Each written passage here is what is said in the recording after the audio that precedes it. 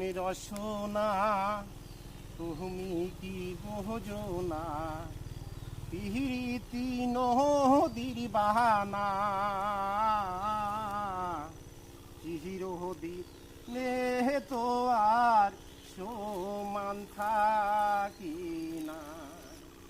মহন কহে দেখ রে দেখ, নয়নে গে বাড়ি ঘুরিয়া দেখ, দেখিলে মোহনের মায়া, চিরদিনে তো আর সমান থাকি না। কি করবা? তোমাদের স্প্রে করছেন, তোমার শস্য কি হবে ভালো?